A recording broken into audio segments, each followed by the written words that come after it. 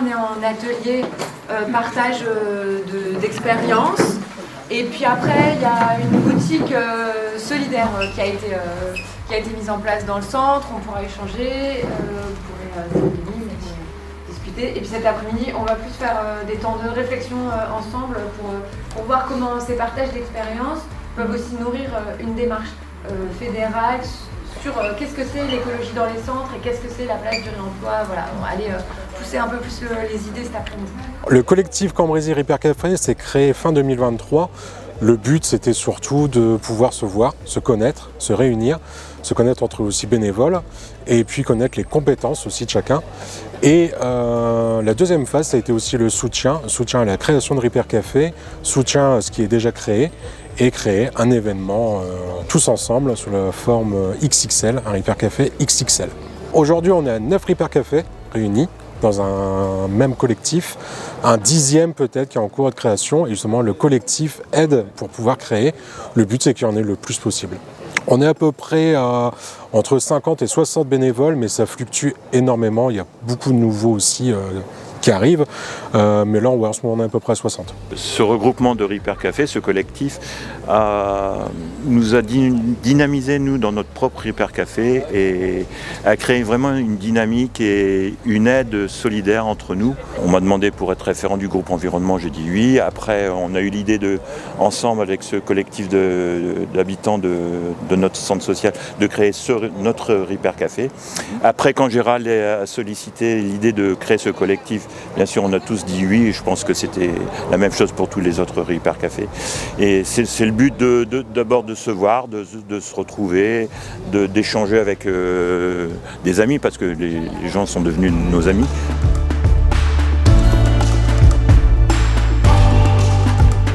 Dans le projet associatif, il y a eu une forte envie d'aller vers le développement durable ou vers des services qui le permettent. Alors je suis venu vous présenter le service Bellouti, qui est un service proposé aux habitants autour de la location de matériel de bricolage. Et cette initiative elle est portée par des bénévoles. Donc l'objectif c'est tout simplement de permettre aux habitants d'emprunter ou de louer du matériel qui ne nécessiterait pas forcément un achat. Pourquoi acheter un taille-haie si on l'utilise une fois par an? Voilà grosso modo le principe. On a démarré petit avec 2 bénévoles.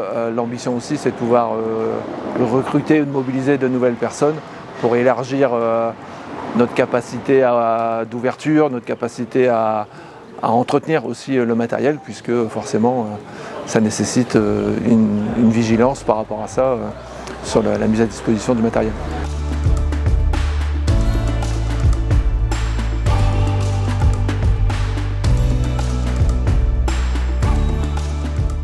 Les personnes avaient vraiment cette envie de réparer des objets et de ne pas les jeter en fait, parce que nous on fait notamment partie d'un territoire précaire et on a aussi cette vision un peu écologique et de démarche de réemploi, tout ça. Enfin déjà dès la jeunesse c'était ça et donc en fait ça a émergé de ces constats et ce qui s'y passe, un peu comme tous les Repair Café finalement, il y a vraiment cet aspect de convivialité qu'on retrouve un peu dans toutes nos actions. Alors comme le nom l'indique, c'est un magasin gratuit. Donc les gens nous donnent des choses qu'on redistribue gratuitement. Alors c'est surtout des vêtements, mais ça peut aussi être de la vaisselle, des petits objets, parfois de petits meubles, mais pas non plus des armoires normandes, on n'a pas la place de les stocker. Voilà, et ça marche plutôt bien depuis plus de 10 ans maintenant. Ils boivent un petit café, on discute un coup, on prend des nouvelles.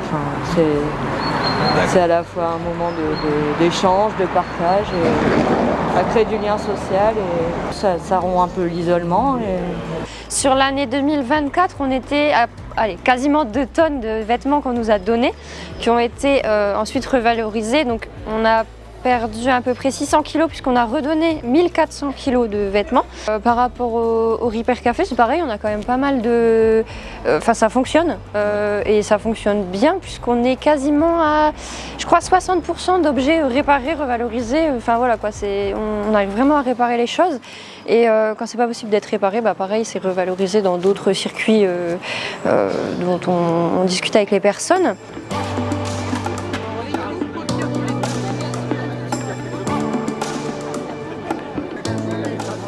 C'est le premier mot qui me vient en tête, c'est le partage de connaissances, partage de plein de choses. Déjà, on peut commencer par aussi notre mode de consommation, réfléchir à ce qu'on consomme et comment, et est-ce qu'on en a vraiment besoin. On va changer un peu la vie des gens qui passent un petit moment avec nous, alors un peu plus de solidarité, on va les dépanner pour un truc. Mais si on parle de ce qu'on fait et on montre que c'est possible, ça peut changer aussi, ça peut changer dans la tête des gens de dire si lui y a réussi, pourquoi moi j'y arriverai pas. Et là on est typiquement dans le boulot d'un centre social en fait. Voilà, on rend service à des personnes qui sont embêtées avec un électroménager.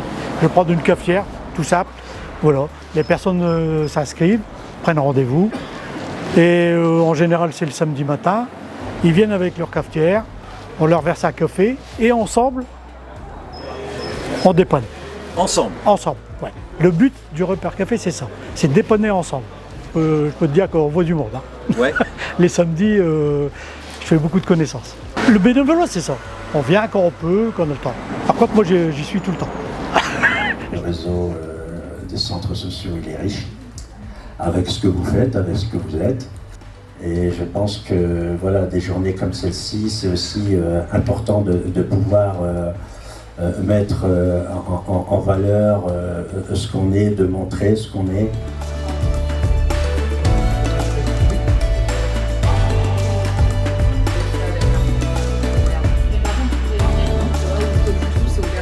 Donc la ressourcerie de Waterloo, elle est née du projet La Fabrique des Possibles, qui est un projet qui a duré pendant 3 ans sur Waterloo et d'autres territoires des Hauts-de-France.